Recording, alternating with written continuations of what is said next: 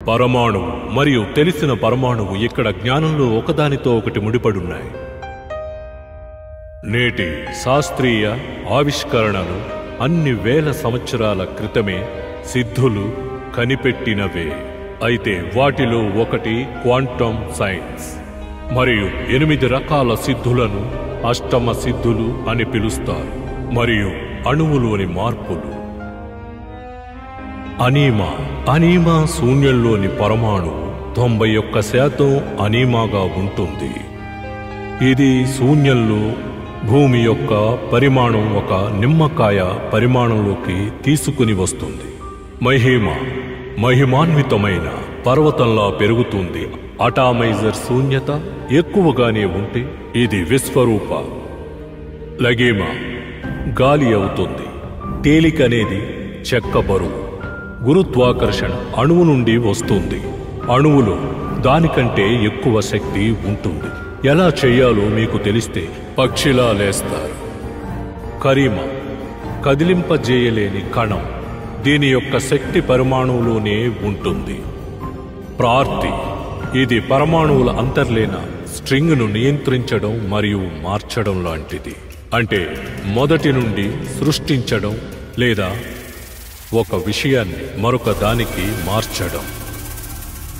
ప్రగామీయం ఎలక్ట్రాన్లు తమ స్వతంత్ర కక్షను మరిచిపోయి మరొక కక్షలో కనిపించడానికి క్వాంటం నిక్షేపణ సాధ్యమవుతుందని అధ్యయన ఫలితాలు చూపిస్తున్నాయి. అయితే దీని ద్వారా క్వాంటం టెలిపోర్టేషన్ సాధ్యం అవుతుంది. దీని గురించి పరిశోధనలు జరుగుతున్నాయి. ఈ సత్తువం ఇది పరమాణువులోనే అత్యంత బరువైనది మరియు దానికోసం ఉన్న స్ట్రింగ్ యొక్క అధిర్వాణం బ్యాట్ పీస్ ఇప్పటి వరకు 11 కోణాల్లో క్వాంటం పండితులచే స్థాపించబడింది. ఇది 16 దేవతల ఉద్దేశం మరియు ప్రతిదీ కోరుకునేది. దైవిక స్థాయి మూసివేత అజ్ఞానంలోని కోణాన్ని తెలుసుకోవడం స్ట్రింగ్ యొక్క మార్పును చాటడం లాంటిది.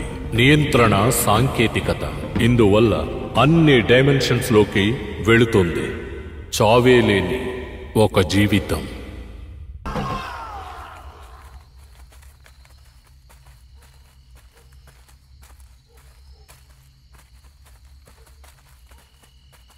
రేయ్ తొందరగా రండ్రా. వస్తున్నా. ఎక్కడికి రా తీసుకెళ్తున్నావు? ఎక్కడికి రా తీసుకెళ్తున్నావు? చెప్తాను రండ్రా. చెప్పరా. చెప్తా నాగు. ఇక్కడ ఉన్న సమాధిల్లో సిలువ ఎందుకుందో తెలుసా? ఎందుకంటే వీళ్ళందరూ జీసస్ కి దండం పెడుతున్నారు. ఇదిగా అందుకే ఇక్కడ సిలువలు పెట్టారు. పోరా పిచ్చి. ఇక్కడ చనిపోయిన వాళ్ళ ఆత్మ అంతా వాళ్ళ ఒళ్ళో ఎక్కి మళ్ళా వస్తాయంట. దాన్ని ఆపడానికే రా ఈ సిలువ. ఇప్పుడు తెలుస్తుందా ఈ సిలువ ఎందుకని? దెయ్యం వస్తుందా? అవును వస్తుంది. కానీ దాన్ని ఆపడానికి కొన్ని దారులున్నాయి. ఎలా? అందరూ ఒకసారి కామ్గా ఉండండి. రే ఎందుకురా భయపెడుతున్నావు? రే నేను భయపెట్టలేదురా. మరి దూరంలో ఒక పక్షి ఏడుస్తుంది తెలుస్తుందా? దాని పేరేరా చావు పక్షి. ఆ పక్షి కంటికి దయ్యాలన్నీ కనిపిస్తాయంటరా. అది ఇప్పుడు అరుస్తుంది. దానికి ఏం అర్థం? దయ్యం వస్తుందన్నారు. రే నేను ఊరికే చెప్పాను రా. ఆగండ్రా. ఆగండ్రా. ఊరికే చెప్పాను రా. ఆగండ్రా. చెప్తున్నానా ఆగండ్రా.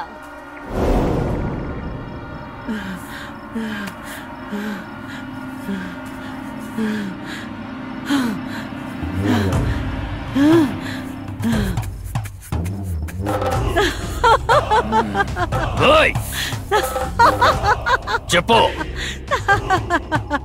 చెప్పమంటానా? నీ లోక నదులు ఎందుకు ఇక్కడికి వచ్చావు? ఎందుకు తిన ఒంట్లోకి వచ్చావు? తిను నదులు వెళ్తావా లేదా?